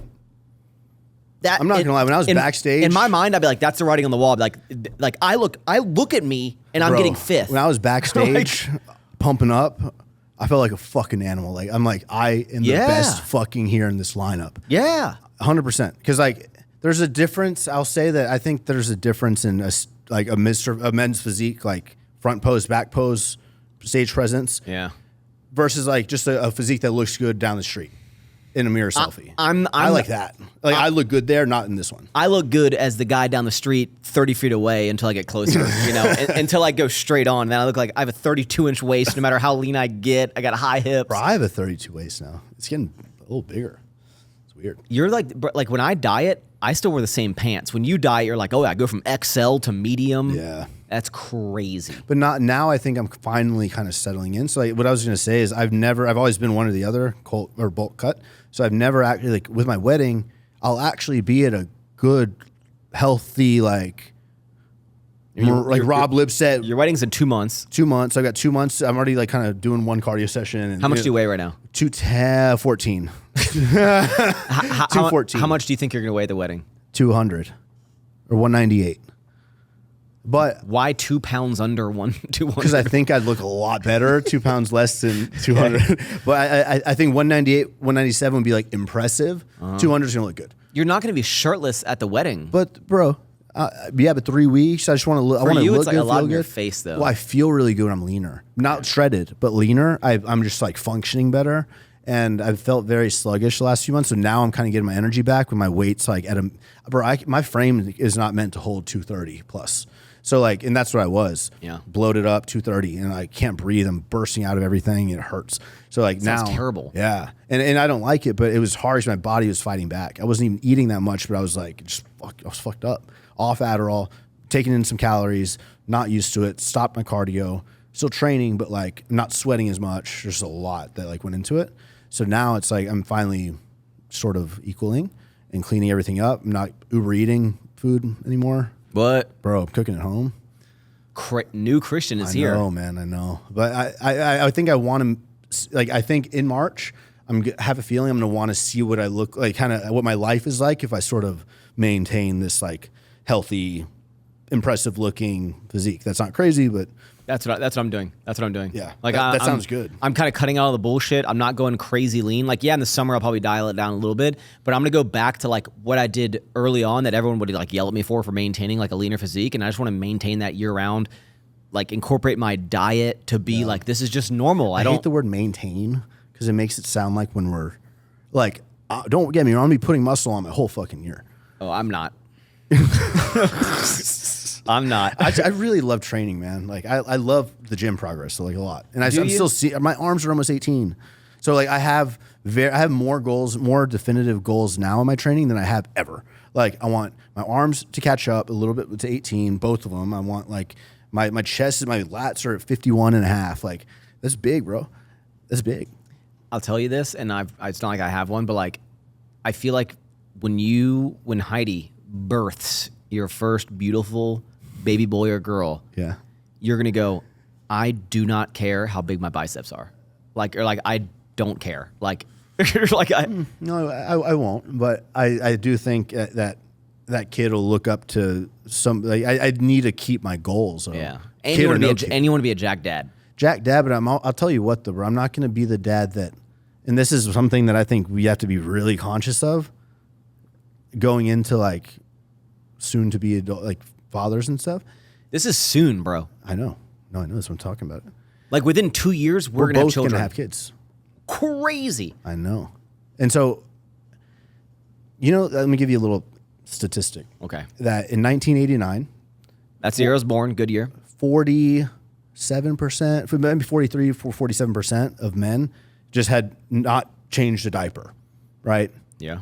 Now, 2023, 3% have not changed diaper. But what that kind of shows a little bit is that we're catering a lot more to the kids now than we're much more of emotionally there. We're kind of a lot more nurturing. We're a lot more babysitting and taking care of and kind of leading this gentle path, right?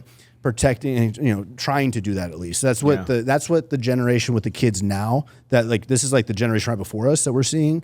So like I really think we need to just be conscious of, because I'm talking homeschool, we're talking all this stuff, and it's like but it's like, bro, like what would you the Alex Hormozy thing is like, what would you do? What tests would you put someone through to build like a tough person or like a person that, and it's like, you wouldn't give them fucking everything. No, we really need a control from the parent level of like how we're letting the kids earn things and things like that. We really got to pace that and not baby them too much, not be there too much, bro. Like not so much to the point where they're just like so yeah. No, I don't nurtured think you should like over be there. Like I'm planning on, especially when the kid's like a year old, just like, hey, I'm going out of town. You hang at the house, okay? I'm gonna put the corner bumpers on all the tables, okay? And I'm gonna fill the food up, and I'm just gonna go and be like, hey, imagine if we were out in the wilderness. What would you do? Yeah. I'm excited for the future. I'm excited, bro. I'm excited. Is there anything excited to test that out and kind of like have podcasts about, what are you doing with yours? I'm gonna be like, hey, what's up, guys? Max here with another episode. You want to leave the people with anything, dude? We're kind of wrapping this up. No, I'm uploading 3 times a week now. My new channel. I know this honestly went a little long, and I hate. I would love to keep going for like another hour, but I wanted to dive. I've really seen your commitment and uptick on upload frequency and everything, and I still don't know about the 18-month getting to 1 million subs. Yeah, that goal's also another one that's changing. Instead of we're going for ratio, right, Juan? Ratio of views to subscribers is what I'm going for. Well, you can't change the bet with me, or else I'll break your kneecaps. Yeah, sure, that works. Deal. All right, man. All right, I'm gonna wrap this episode here. I hope you guys enjoyed it. We will have to get the Guma back on. I wanted to talk about a little more stuff. We got more topics too. No, you can't look, dude. I can't look. You can't. Just like they can't see these crazy numbers that you wrote on my paper. But leave a comment and like down below to have Christian back on. We have new episodes going up every single Monday, 9 a.m. Eastern time, unless you don't get one. If you're on YouTube, make sure you like, comment, subscribe, hit the notification bell for any sort of podcast streaming service. Give us a 5-star review. Don't know what it does, but I think it helps. Wow. Thank you so much for tuning in. Eat more sour strips and see you later. and ever forward. Woof! All right, that's good. That was good. Now I have to pee. Yeah. See, a real man holds his bladder, bro.